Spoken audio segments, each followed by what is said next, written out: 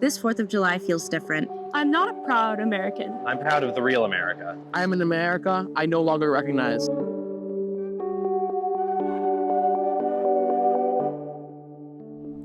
I am not a proud American. I can't be. Not all voting rights are rolled back under the guise of security.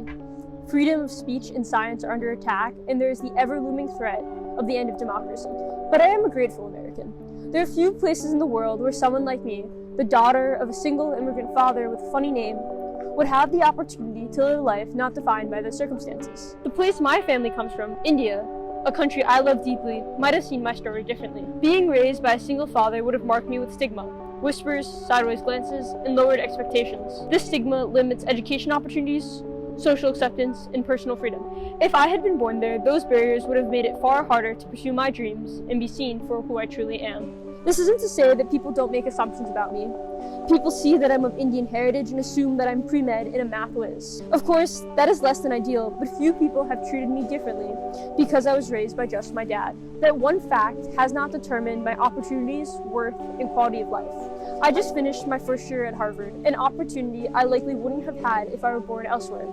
Not just because of infrastructure or opportunity, but because in many places, the social barriers tied to my family background would have made it nearly impossible to even try.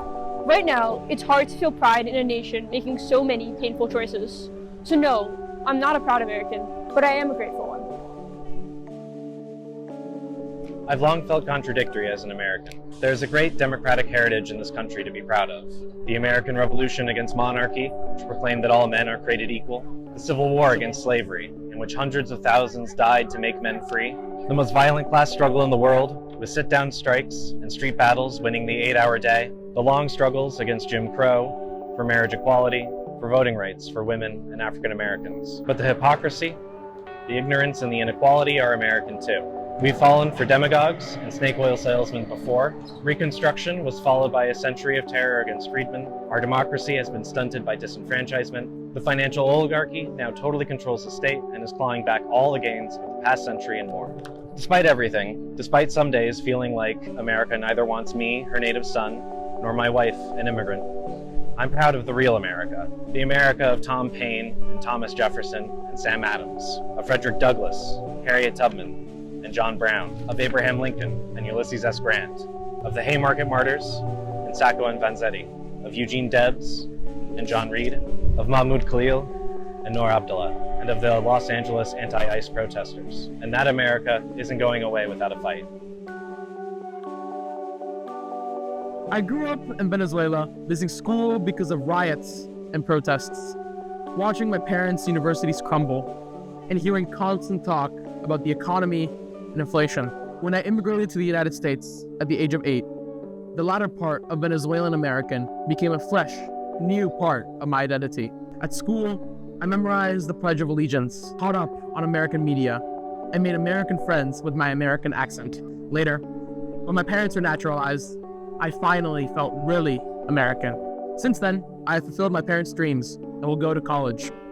Yet, I am entering into university fighting for its life against a government that is trying to silence it. I live in an America where my people are hated, separated, and disappeared from their loved ones. I am an America I no longer recognize, and one that looks like the place I sought to escape from.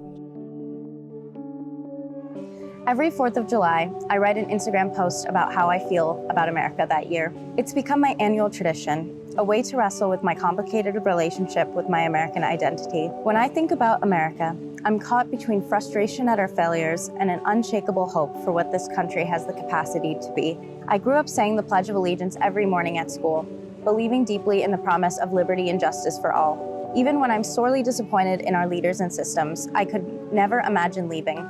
This country is too much a part of who I am, even when it breaks my heart. I consider myself a patriot, but my patriotism isn't about blind allegiance to symbols or refusing to acknowledge our failures. It's about believing in what we could become. When I see the ongoing fight for voting rights, the persistence of systemic racism, or the rollback of reproductive freedoms, I don't see reasons to give up on America. I see reasons to fight harder for it. This 4th of July feels different. We're celebrating independence from a king while our president chips away at the foundations of our sacred democracy. The stakes feel impossibly high. But that's exactly why I refuse to write off this country. The most beautiful thing about America is that we have the capacity to change it. From abolishing slavery to winning marriage equality, our history is one of imperfect progress. Messy, slow, but real. Being American means holding two truths simultaneously, loving your country enough to demand better from it, and believing that better is possible. It means organizing, voting, and refusing to let cynicism win. It means remembering that patriotism isn't about returning to some mythical past. It's about building the future our ideals deserve. That's the America I'm believing in this 4th of July.